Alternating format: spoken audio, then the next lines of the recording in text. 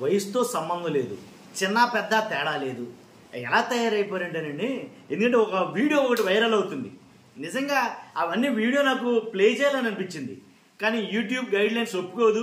ఏంటంటే వాటిని కాపీరైట్స్ అని లేకపోతే ఎక్కడ ఏంటి కొన్ని గైడ్ లైన్స్ సీరియస్ యాక్షన్ అయితే తీసుకోవడం, దానివల్ల నేను చూపించలేకపోతాను. కానీ వాస్తవంగా అయితే కనుక ఆడి వయసు ఎంత ఉండదు, సుమారు 70 సంవత్సరాలు ఉంటుంది అతనికి, పెద్ద అయినా.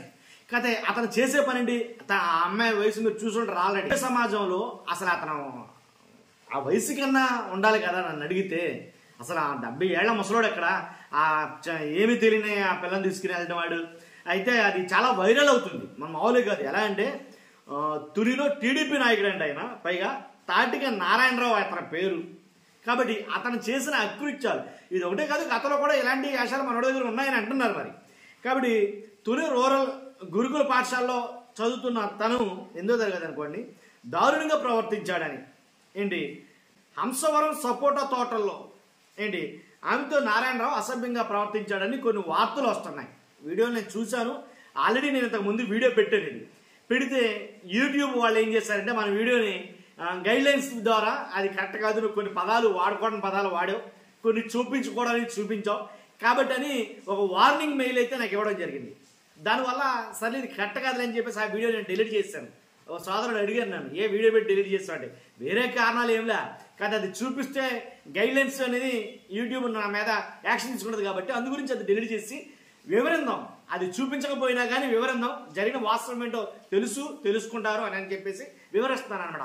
కాబట్టి చెప్తాను కదా, 70-80 ఏళ్ళు ఉన్నటువంటి ఆ ముసలాడు ఒక అమ్మాయిని తీసుకుని వెళ్ళిపోయి ఏంటి సపోర్టా తీసుకెళ్ళి అసభ్యంగా ప్రవర్తించాడని చెప్పేసి అంటారు. ఎందుకంటే తీరా చూస్తే అతని బ్యాక్గ్రౌండ్ ఏంటని చెక్ చేస్తే కనుక అతను ఆల్రెడీ టీడీపీ నాయకుడు.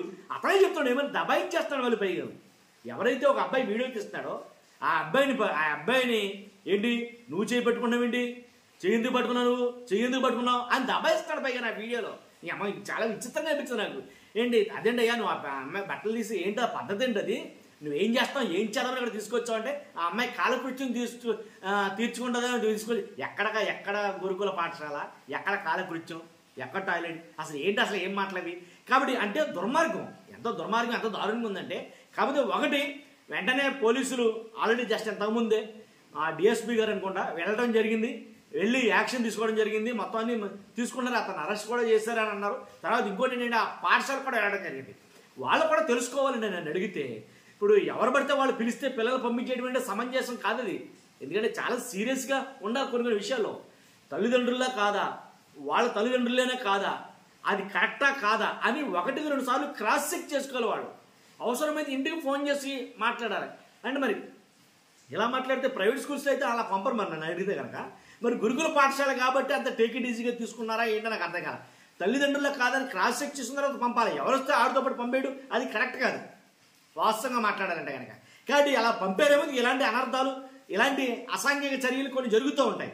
కాబట్టి వాళ్ళు కూడా దృష్టిలో పెట్టుకునేది తల్లిదండ్రులు వస్తేనే పంపాలి, లేకపోతే పంపకూడదు. ఇలాంటి కీచుకులు ఉంటారో, ఇలాంటి దుర్మార్గులు ఉంటారో, ఇలాంటి దరిద్రులు ఉంటారో. కాబట్టి ఇలాంటి వారి పట్ల చాలా జాగ్రత్తగా ఉండాలి. వాడు వయసును బట్టి మనం మోసపోతే తప్పేది. కాబట్టి ఆడి వయసు చూస్తే ముసలాడి వయసు, కాబట్టి ఆడు చేస్తున్న పని చూస్తే దారుణమైన సంఘటన. కాబట్టి ఇదే ఫస్ట్ టైమా కాదా ఏంటి, అలాంటి వాడిని చూస్తే నిజమేనేమో పంపించొచ్చామో. కానీ అందుకని నేను క్రాస్ చెక్ చేసుకుని పంపితే బాగుంటుందేమో అని అనిపించింది నాకు. తర్వాత దీని మీద నారా లోకేష్ గారు కూడా వెంటనే స్పందించడం అయితే జరిగింది. ఎందుకంటే కూటమి ప్రభుత్వాలు ఈ పరిపాటి అయిపోయాయి, ఎలాంటి సంఘటనలు అస్తమానం జరుగుతున్నాయి, మహిళల మీద దారుణాలు, మహిళల మీద అఘాయిత్యాలు జరుగుతున్నాయి అని ఒక పక్కన వైసీపీ వాళ్ళు ఆరోపిస్తున్నారు. వాస్తవంగా ఏదైనా జరుగుతున్నాయి కాబట్టి జరుగుతున్నాయని చెప్తున్నారు వాళ్ళు. అలాగే లోకేష్ గారు కూడా స్పందించడం జరిగింది. తుని రూరల్ గురుకుల పాఠశాల విద్యార్థులపై తాటిక నారాయణరావు అనే కామందుడు అత్యాచార యత్నానికి పాల్పడినట్టు తెలుసుకుని షాక్కు గురయ్యాను. ఇది నారా లోకేష్ గారు తన ట్విట్టర్ ఖాతాలో రాసినటువంటి మాట. అదే మేము పోస్ట్ చేసిన పోస్ట్ అన్నమాట. ఇది సంఘటన వివరాలు తెలిసిన వెంటనే పోలీసులు అతడిపై పోక్సో కేసు నమోదు చేసి అరెస్టు చేయడం జరిగింది. ఇటువంటి ఘటనకు పాల్పడేవారు ఎవరైనా ఉక్కుపాదంతో అణిచివేస్తాం అని అన్నారు. అంటే అసలు జరగకుండా ఇటువంటి సంఘటన చూస్తే బెటర్ ఏమో, తర్వాత ఉక్కుపాదమా లేకపోతే ఏం పాదమో తర్వాత విషయం. కానీ అంటే ఇలాంటి సంఘటనలు జరగకుండా చూస్తే బాగుండేమో. అంటే ఇలాంటివి చేస్తే కనుక అంటే జరగకుండా అంటే ఎవరు ఊహింతారో జరగకుండా అంటే అది కూడా కరెక్ట్ కాదు, ఎవరు ఊహిస్తారు. కానీ కాబట్టి ఇలాంటి సంఘటనలు జరిగితే ఏం జరుగుతుందని భయంతో వాళ్ళకు ఒక భయాన్ని అయితే కనుక కలిగించాలి, క్రియేట్ చేయాలి ఖచ్చితంగా. కాబట్టి సంఘటన వివరాలు తెలిసిన పోలీసుల్ని అతనిపై పోక్సో కేసు నమోదు చేశారు. తర్వాత బాధితురాలు ధైర్యంగా ఉండేలా కౌన్సిలింగ్ ఇచ్చి అన్ని విధాలా సహాయ సహకారాలు అందిస్తాం. గురుకుల పాఠశాలల్లో, సంక్షేమ హాస్టళ్లలో చదువుకునే విద్యార్థినులకు పటిష్టమైన భద్రత కల్పించాల్సిందిగా అధికార యంత్రాంగానికి ఆదేశాలు ఇవ్వడం జరిగింది. ఇది నాకు నచ్చింది. కాబట్టి పాఠశాలలు కావచ్చు, గురుకుల పాఠశాలలు కావచ్చు, ఏవైనా సరే పటిష్టమైన భద్రతా యంత్రాంగం అనేది ఖచ్చితంగా ఉండాలి. భద్రతా యంత్రాంగం అంటే గణాలు పెట్టమంటామని అంటారు, అలా అని కాదు. కానీ వచ్చినోడు వాళ్ళ పేరెంటా కాదా, వాళ్ళ తండ్రే కాదా, వాళ్ళ తల్లా కాదా, ఎందుకు తీసుకెళ్తున్నాడు, కారణం ఏంటి, దేని గురించి బయటికి వెళ్తున్నాడో, పంపించొచ్చా వద్దా, అసలు పంపించిన వాళ్ళు తల్లిదండ్రులా కాదా అని క్రాస్ చెక్ చేసుకుని ఫోన్లు ఉన్నాయండి ఇప్పుడు అందరికీ. ప్రతి ఇంట్లోనూ ఫోన్ ఉంది. ఫోన్ కొడితే ఏ బాబు ఏంటి మీ అమ్మాయిని తీసుకెళ్తా, ఎవరో వచ్చారంట ఏంటంటే పంపించేస్తారా?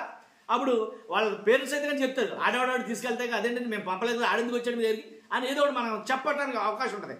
కాబట్టి ఎలాంటప్పుడు అలాంటి క్రాస్ చెక్ చేసుకుని, ఇప్పుడు అక్కడ వరకు వచ్చి ఆగాడాడు అనుకుందాం, ఫర్ ఎగ్జాంపుల్ అక్కడ వరకు వచ్చాడు, ఏమో ఏదైనా చేసిన తర్వాత ఏమన్నా చేస్తే, ఇప్పుడు జరగరానిది ఏదన్నా జరిగితే ఎవడ బాధ్యుడు దీనికి? నెత్తు నోరు కొట్టుకోవాలి తల్లిదండ్రులు, అర్థమైంది కదండి. అక్కడతో ఆగేశారు. ఆడు వయసుకి పెద్దడు, ముసలోడు అయినాడు, కామందుడు కాబట్టి కొద్దిగా ఎక్కడ వరకు అక్కడ వరకు ఆపాడాడు. లేదు జరగరానిది ఏమన్నా జరిగితే కనుక ఏంటి పరిస్థితి? ఎవరో వచ్చారు కాబట్టి సరిపోయిందండి, ఏముంది? కాబట్టి ఇలాంటి సంఘటనలు జరగకుండా ఉండాలంటే ఖచ్చితంగా హాస్టల్లో కానీ అలాగే పాఠశాలల్లో కానీ ఖచ్చితంగా ఎవరితో అన్నా విద్యార్థులని, మరి ముఖ్యంగా ఆడపిల్లల్ని బయటికి పంపాలంటే 1-10 సార్లు క్రాస్ చెక్ చేయాల్సిందే నన్ను అడిగితే. అలా చేసిన మీదటే పంపాలంటారు. కానీ మీ అభిప్రాయం కామెంట్ రూపంలో తెలియజేయండి. ఫస్ట్ అయితే లైక్ చేయండి. Thank you very much.